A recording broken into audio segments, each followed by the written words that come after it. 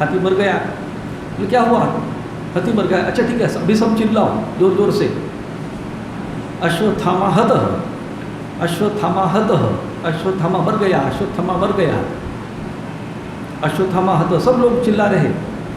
जैसे जैसे सब पांडवों के जो कैंप था वहाँ से मैंने जो सब रणभूमि थे सब लोग चिल्लाने लगे, अरे अश्वत्थामा मर गया, अश्वत्थामा मर गया, अश्वत्थामा मर गया। अभी धर्मराज ने भी देखा था कि क्या हो रहा है सब प्रकार, भगवान की क्या लीला चल रही है। अभी द्रोणाचार्य जैसे सुनते हैं बेचारे चल बिचल हो जाते हैं। वृद्ध है और अपना उनका इकलौता पुत्र है अश्वत्थामा, वो नाम सुनने से ही होता है ना, माता ने तो पिता का रहता है कि उनके कान पर अपने पुत्र का नाम कहीं से भी आ गया तो एकदम वो अलर्ट हो जाते हैं। कोई जा रहा है बाप, अगर उसके बेटे का नाम पीछे से ले लो तो झट से पीछे देखता है वो, इतना 24 घंटे अलर्ट रहते हैं लोग। ऑटोमेटिक होता है, उसके लिए कुछ नहीं करना पड़ता। अभी इधर तो भयंकर अवस्था, कोई अश्वत्थामा था, अश्वत्थामा क्या हुआ, ये तो चिरंजीवी है लेकिन होगा है, कुछ तो हो सकता है।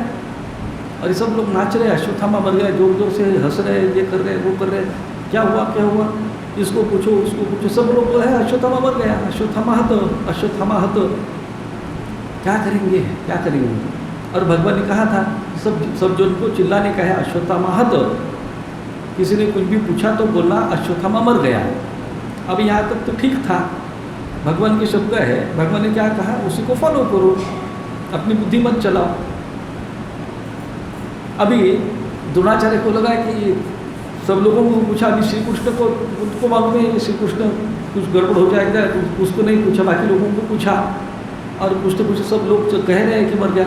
अभी एक ही बच गया, युधिष्ठिर, धर्मराज युधिष्ठिर सत्यवादी एकदम, हाँ इसको पूछेंगे, ये सही जवाब देगा, ये बाकी के सब गड़बड़ कर रहे थे, कुछ तो प्रॉब्लम है इसमें, क्योंकि इनके बीच में वो श्री कृष्ण खड़ा है, वो कुछ तो होते ना ठीक नहीं चल रहा है। धर्मराज को पूछते हैं। अभी धर्मराज को जैसे उन्होंने पूछा, भगवान श्री कृष्ण को पता था अभी ये आ गया क्रिटिकल पॉइंट और ये कुछ आदमी गड़बड़ करने वाला है, ये गड़बड़ करने वाला है। तो जैसे पूछा और वो फेमस है वो कि जैसे उन्होंने कह दिया धर्मराज ने, अश्वत्थामा हतो नरोवा कुंजरोवा, आदमी हो सकता है, हाथी भी हो सकता है, हाथी भी हो सकता है, आदमी भी हो सकता है। मैंने इधर इस डगर पर भी हाथ रख दिया, उधर भी हाथ, क्या बोलते पैर उधर भी पैर ऐसा रखिए, कुछ तो बैलेंस करने का उन्होंने, इसको कहते हैं कॉम्प्रोमाइज करने का, इस प्रकार से प्रयत्न किया। मनुष्य भी हो सकता है, हाथी भी हो सकता है, लेकिन भगवान ने ऐसी आइडिया कर दी थी कि जैसे अश्वत्थामा हत ये शब्द बोलने के बाद वो सब जो बाजे थे रणवाद्य जोर जोर से बजने लगे, बजाओ बोल जल्दी, ये सामने कुछ तो गड़बड़ होने वाला है इसका। और एक एडिशनल बोलने के बाद मैंने पूरे अपना प्लान फेल हो जाएगा, है ना। तो प्लान फेल न हो तो पहले दूसरा वाक्य वो द्रोणाचार्य के कान में ही न जाए, इस प्रकार से हो जाए। धीरे से भी बोला लेकिन बोल दिया ना। इस प्रकार से मनस्थिति युधिष्ठिर की क्या दर्शाती है कि भगवान के शब्दों पर भी विश्वास है और अपने इंद्रिय जन्य अनुभव है उसके ऊपर भी विश्वास है। इंद्रियों ने देखा हाथी मर गया, उसको मैं किस प्रकार से नकार सकता हूँ, नहीं है किस प्रकार से बोल सकता हूँ, है ना। हमने तो अपने आंखों से देखा है हाथी मर गया, लेकिन भगवान ने कहा है अश्वत्थामा हत, इस प्रकार से बोलने का है और उसका मतलब होता है कि वो अश्वत्थामा द्रोणाचार्य पुत्र ही मर गया, इस अर्थ से बोलने का है। तो उनकी भी बात रख दी थोड़ी, और थोड़ी अपनी भी बात रख दी, अपना जो इंद्रिय जन्य अनुभव है उसको भी सही रूप से दिखाने की कोशिश कर रहे हैं। हमारा भी ऐसा ही होता है, हमारा भी इसी प्रकार से होता है कि जो वास्तविक रूप से नहीं है हमको पता है, लेकिन आज का हमारा इस प्रकार से अनुभव है कि है ना, थोड़ा तो लग रहा है ना, थोड़ा सा तो लग रहा है ना, मान लो ना है करके। भगवान की बात शास्त्र की बात ठीक है, लेकिन हम हमारा अनुभव कैसे तोड़ सकते हैं। नहीं, तोड़ने की बात नहीं है, बात तोड़ने की नहीं है, आपकी श्रद्धा का जो है, श्रद्धा का प्रश्न आता है। आपकी शास्त्र के ऊपर, ठाकुर के ऊपर, उनकी बातों के ऊपर श्रद्धा है कि अपने जो इंद्रिय हमको बहुत बार ठगाते हैं, गलत दिखाते हैं, गलत समझाते हैं, उनके ऊपर विश्वास है, उसके ऊपर श्रद्धा है। श्रद्धा ही कहता हूँ मैं, विश्वास भी नहीं। तो हमारी श्रद्धा कहाँ टिकी है? तो इस प्रकार से इधर भी मत करो, उधर भी मत करो, एक जगह जाओ कि नहीं भाई वो भगवान ने बोला वो गलत है बात, ऐसा तो कहो सीधा कि हमको नहीं पड़ती, हमारा आज का अनुभव ऐसा है। एक तो ये बात बोलो, नहीं तो सीधे कहो कि नहीं भगवान ने जो बात कही है वही सही है, हम उसको ही मानेंगे। ठाकुर ने कहा कि माँ ने कहा, माँ कहती है कि इतने मुखों से कौन खा रहा है। इसका मतलब क्या हुआ कि श्री रामकृष्ण के, ये तो वो जो परमात्मा तत्व है, उनके सिवा कहीं भी और कुछ भी नहीं है। अगर ऐसी बात है तो हमारे आज का जो हमको एक अपना अस्तित्व दिखता है, आभासमय अस्तित्व, जागृत स्वप्न सुषुप्ति में खेल रहा है, वह ठीक नहीं है। वह उधर कुछ तो कन्फ्यूजन है, उधर ही कुछ तो कन्फ्यूजन हो रहा है।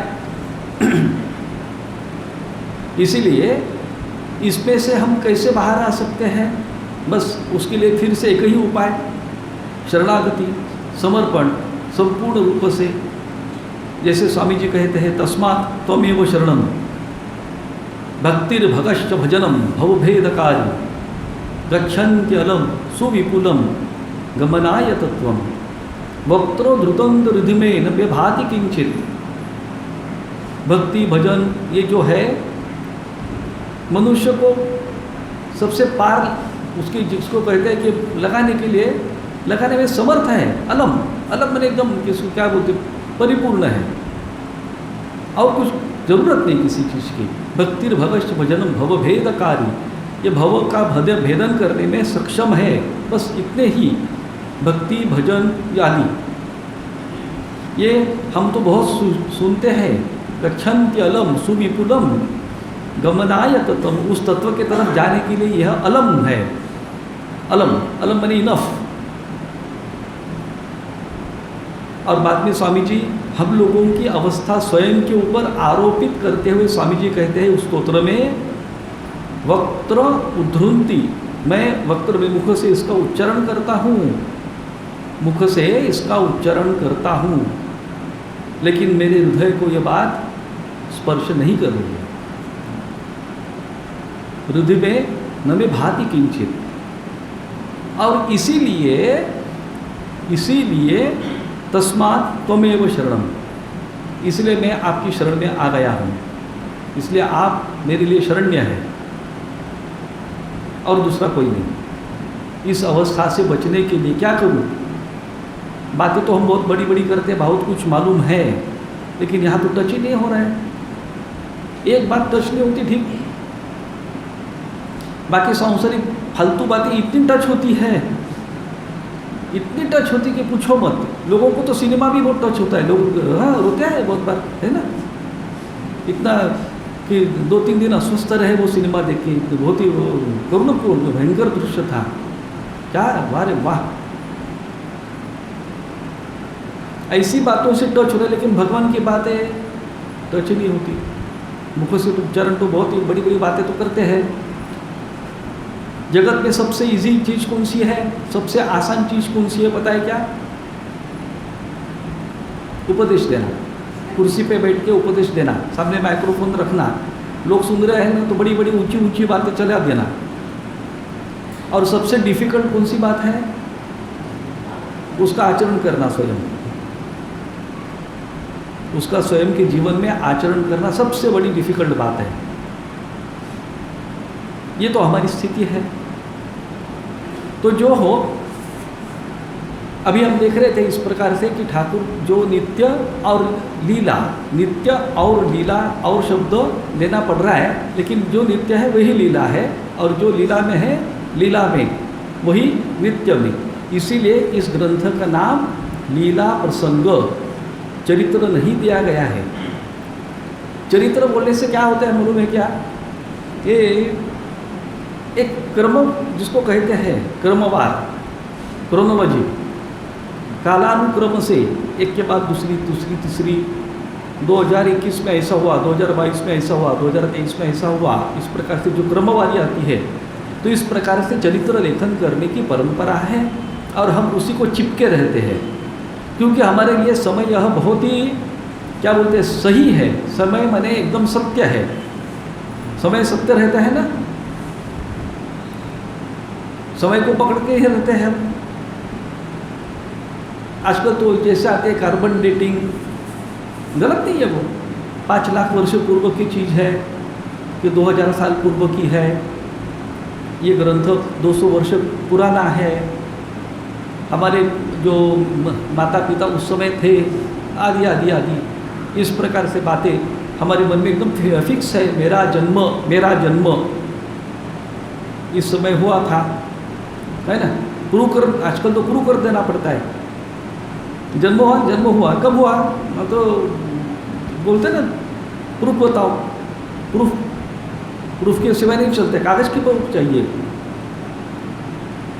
कागज़ पेंशनर लोगों के लिए बड़ी समस्या होती है। वो डॉक्टर के पास जाके खड़े होकर उनको बोलना, मुझे उससे दिखाना पड़ता है कि आदमी जिंदा है, और फिर वो कागज़ जाके उसको दिखाना पड़ता है, तो जो कोई बाबू रहता है पेंशन, जहाँ पेंशन इशू होती है, और हर साल का एक साल का, ऐसा नहीं।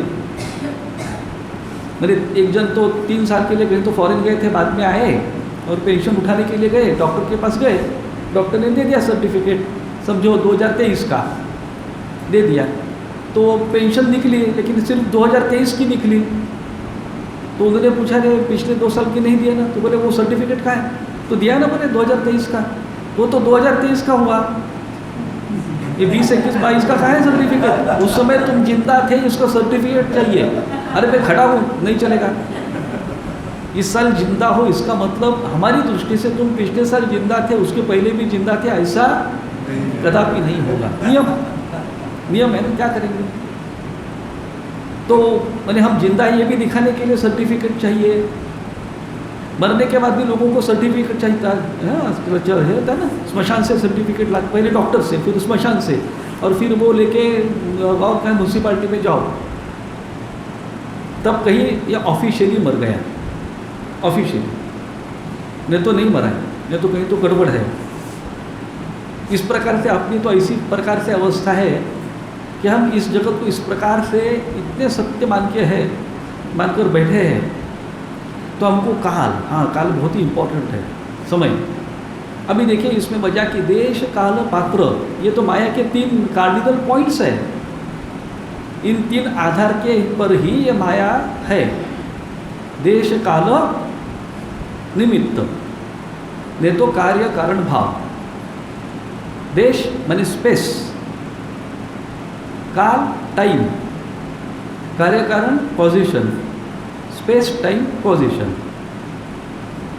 अभी आजकल तो आइंस्टाइन वगैरह लोगों ने तो सिद्ध भी कर दिया, उसके पहले भी जो थे, जो न्यूटन ने कहा था वो बात अभी कोई मानते नहीं कि स्पेस अलग और टाइम अलग, इस प्रकार से वो गलत हो गया। फिजिक्स की दृष्टि से उसकी मान्यता नहीं है। स्पेस और टाइम, हाँ स्पेस टाइम ही कहते हैं उसको। एक ये तो फिजिक्स में साइंस वाले भी मान रहे हैं। स्पेस आ गई तो टाइम और कॉजेशन आ जाएंगे। टाइम आ गया, काल आ गया, तो देश और कार्य कारण। और ये 3 हमारे मन में इतने फिक्स है कि समझो कि ये अरे उसी के आधार पर हमारा सब जीवन चल रहा है। उसी के ये माया के 3 पॉइंट के आधार पर ही हमारा पूर्ण ही जीवन चल रहा है।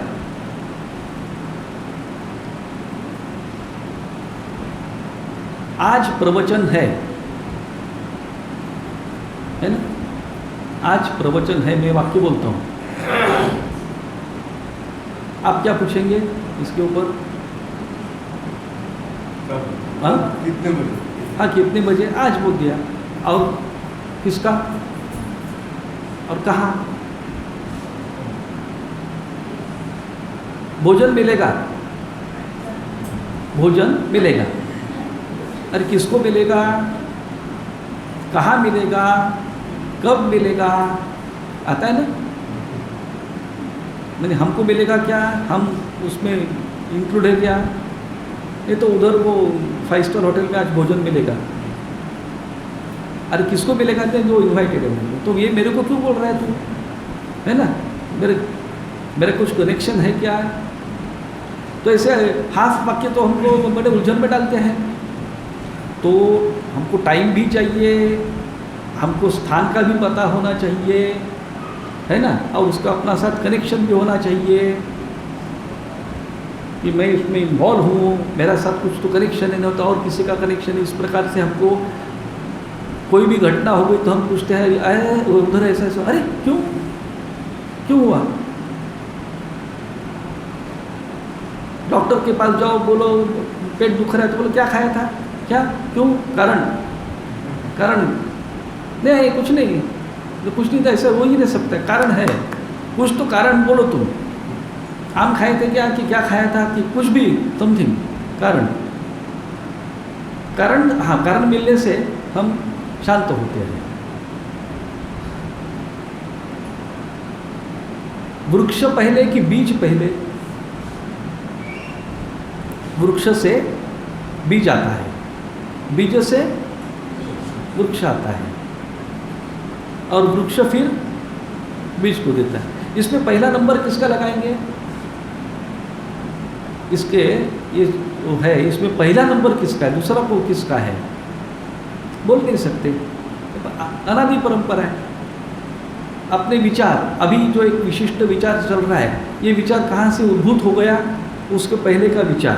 आप 2-4-5 मिनट में कहीं तो बस आराम से बैठिए और आपके मन को वॉच कीजिए कि कैसे विचार आ रहे हैं। एक विचार दूसरे विचार को जन्म देता है, दूसरा तीसरे को, तीसरा चौथे को, चल रहा है। ऐसी वो परंपरा चल रही है कंटिन्यूअस, कितने वर्षों से चल रही है। देखिए, एक चीज़ दूसरे को जन्म देती है, और वही माने एक चीज़ एक समय, एक ही समय कार्य भी है और कारण भी है। किसी का कार्य है, ये समझो बीज है, ये जो बीज है, ये बीज कार्य है किसका, वृक्ष का, वृक्ष से बीज आया, ठीक है, कार्य। और at the same time it is also the कारण ऑफ वृक्ष। एक ही साथ वो कार्य भी है, कारण भी है, और ये परंपरा अनादि अनंत काल तक चलती रहती है, उसका एंड नहीं है। सभी ही जगह, सब जगह, सब ये परंपरा व्याप्ता है, हम इसमें से छुटकारा नहीं पा सकते। आप इच्छा करके भी उसको तोड़ नहीं सकेंगे। आप इच्छा करके भी देखिए, अब ट्राई कीजिए कि मैं समय के बारे में क्या बोलते हैं, हम सोचेंगे ही नहीं, ऐसा हो ही नहीं सकता। व्याकरण में भी कोई भी वाक्य क्रियापद के सिवाय टिक नहीं सकता। क्रियापद चाहिए। क्रियापद बोलने से क्या क्या आता है, उसमें समय आता है ना, समय आता है, भूतकाल है कि वर्तमान काल है कि भविष्य काल है, बोलो, तो उसमें से वो क्रियापद से हम समझ जाते हैं। जो वर्ब है, वर्ब में तो सब चीज़ें आ जाती हैं। विदाउट वर्ब वो वाक्य दिखता नहीं, बराबर नहीं होता है। ऐसा कभी कोई बोलते भी नहीं ना हम लोग, और कभी कभी जब बोलते नहीं हैं तो उसका मतलब है कि वो अध्यारूत कहते हैं कि अंडरस्टूड। अध्यारूत माने अंडरस्टूड। जैसे मैंने अभी कहा, समझो मैंने कहा कि पानी पानी पानी, आप क्या कहेंगे? एक तो कहेंगे इधर रखा है, नहीं तो आप दौड़ेंगे और पानी लेके आएंगे। आप सोचेंगे कि ये कह रहा है कि इसको प्यास लगी है और इसको पानी अभी चाहिए। यह इस वक्त सिर्फ एक शब्द का अर्थ होता है, इसमें आ गया बाकी सब। पानी चाहिए कब, अभी, यह उसका अर्थ हो गया। तो इसी प्रकार से हमारे सब कुछ जो विचार जो भी कुछ है, जितने सारे वाक्य है, जितनी सारी हमारी कृतियाँ हैं, जो भी हम कुछ करते हैं, they are bound by time. हाँ, टाइम से।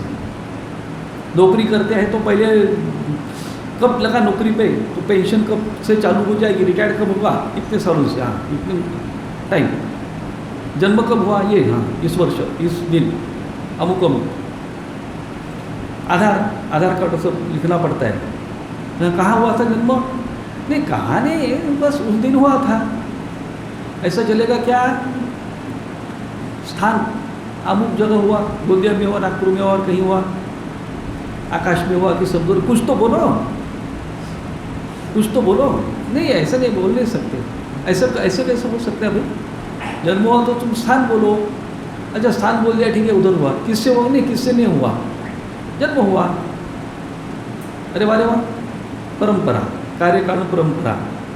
तुम्हारे माता पिता कौन है, नाम बोलो, लिखो, सर्टिफिकेट लाओ, हाँ ये हमारे माता पिता है। कारण कार्य, वो कारण है, मैं कार्य हूँ, परंपरा है ना। यही है माया का पाश, यही है माया का पाश। हम इस पे बंध गए, अच्छी तरह से बंध गए हैं, और हम इतने बेवकूफ़ हो गए कि हमको पता भी नहीं कि इसमें हम अच्छी तरह से बंध गए हैं। ठाकुर कहते हैं ना, वो जो रहते हैं मछली पकड़ने वाले मछुआरे लोग आते हैं तो जाला डाल देते हैं, ऐसा बड़ा रहता है, ऐसा डाल देते हैं और खींचते हैं बाद में, तो उसमें बड़ी सभी मछलियाँ अटक जाती हैं। तो ठाकुर कहते हैं ना, 3-4 प्रकार की मछलियों का ठाकुर उदाहरण देते हैं कि कुछ कुछ बड़े होशियार मछली रहती है, वो देखते हैं अरे ये आ गया पकड़ने के लिए, तो पहले ही उसके आसपास भी नहीं आते, पहले दूर भाग जाते कहीं। तो नित्य मुक्त, नित्य मुक्त। अभी ठीक है, जो मछली पकड़ने आ गई तो उसमें से कुछ मछलियाँ फटाफट ऐसे कूदी लगा, जंप लगा के चले जाते हैं, भाग जाती है, मुक्त। फिर कुछ कुछ है वो छुटकारा पाने के लिए बहुत ही प्रयत्न करती है, छुटकारा पाने के लिए बहुत प्रयत्न करती है। उनमें से कुछ छुटकारा पा लेती है, जो छुटकारा पाने की इच्छा करते हैं वो मुमुक्षु, मुक्ति प्राप्त करने इच्छा वाले, है ना। और कुछ कुछ इस प्रकार से रहते हैं कि उनको लगता है कि वाह कितना मज़ा आ रहा है इस जाले में, वो जाले के जो धागे हैं उसको जाके पकड़ लेती है कि ये जाला इतना मैंने मजबूत है, हमको बड़ा आसरा देने वाला है ना, कितना बोलते हैं ना कि आधार है ये। और मूर्खता से उस जाले को ही मुख में पकड़ लेती है। अभी वो जो धीवर है ना, तो जो पकड़ने वाला है मछली, उसका काम तो आसान हो गया, क्योंकि वो तो जाले को छोड़ने के लिए तैयार नहीं है, बस पकड़ लिया, बाहर निकल लिया, हो गया उनको मृत्यु। जिसको आधार करके दिया था उधर ही गड़बड़ हो गई। जिस देश काल पत्र को हम आधार बना के जी रहे हैं, जिस शरीर को समझ रहे कि ये मैं हूँ, उधर ही गड़बड़ हो गई। तो इसका मतलब ये देश काल पात्र हमारे लिए मैंने उपद्रव करने वाले हैं, और इसमें से छुड़ाने वाले कौन है, कौन छुड़ा सकता है, वही अवतार तत्व, कि जो हमें अपना जो स्वरूप है, क्या है अपना स्वरूप, वही अवतार तत्व। अवतार तत्व ही दिखाते हैं कि अवतार तत्व तक हम कैसे पहुंच सकेंगे। अवतार तत्व बने कौन है, वही परमात्मा, परमात्मा स्वरूप, परब्रह्म, वही आत्म तत्व, कि जो लीला में इस प्रकार से जन्म ग्रहण किए हुए से मालूम पड़ रहे हैं, वही हमको इसमें से निकाल सकते हैं। अभी फिर ये हम बंधन में क्यों अटक गए हैं, तो अटक गए हैं ऐसा हमको मालूम पड़ते, वास्तविक अटक तो नहीं गए हैं, लेकिन लग तो रहा है। ठीक है अभी तो जाओ उनके शरण में। ज्ञानेश्वर महाराज की एक बड़ी सुंदर इस प्रकार से ओवी है, ओवी माने मीटर, मेरे को शब्द याद नहीं आ रहा है, लेकिन उसका ऐसा है कि वो कहते कि अरे वाह गुरु महाराज, क्या आपका महिमा है, बहुत ही महिमा है आपका, ज़बरदस्त, आपका महिमा बहुत है ज़बरदस्त। जो भव नदी नहीं है, जो भव नदी नाम की चीज़ नहीं है, ऐसे नदी में आप हमको डुबा देते हैं। भव नदी में हमको डुबा दिया, फिर आप गुरु बन के आए। अभी गुरु वाक्य के ऊपर श्लेष है, श्लेष में 2 अर्थ निकलते, गुरु बने हेवी, आप गुरु बन के आते हैं, अभी गुरु बोलने से उस नदी में डूब जाना चाहिए ना, लेकिन वो भव नदी है जो है ही नहीं वास्तविक। तो आप गुरु बन के आते हैं और हमको उस भव नदी से उठा लेते हैं, और उठाने के बाद हमको रखते ही नहीं, आप ही रह जाते हैं सिर्फ। भव नदी से उठाने के बाद आप हमको रखते ही नहीं, हमारा अस्तित्व मिट जाता है, केवल आप ही फिर से रहते हैं।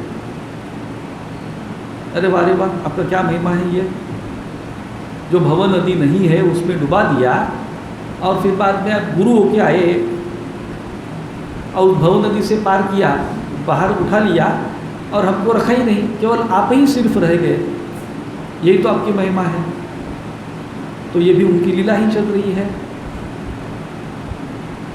यही उनकी लीला है, ऐसा समझ लें। तो ये मैंने सभी लीला प्रसंग बड़ा मधुर है, इसलिए ठाकुर का किसी भी दृष्टि से देखेंगे, विचार की दृष्टि से देखेंगे, नहीं तो ठाकुर की जो बातें हैं मधुर बातें हैं, उनका अगर हम आस्वाद लेंगे, उसमें हम निमज्ज हो जाए, निमग्न हो जाए, तो उससे उद्धार हमारा होने वाला है। और वह उद्धार अपना करने के लिए ही हम इस लीला प्रसंग का अध्ययन कर रहे हैं। ओम शांति शांति शांति। हरि ओम तत्सत्। श्री राम कृष्णार्पणमस्तु।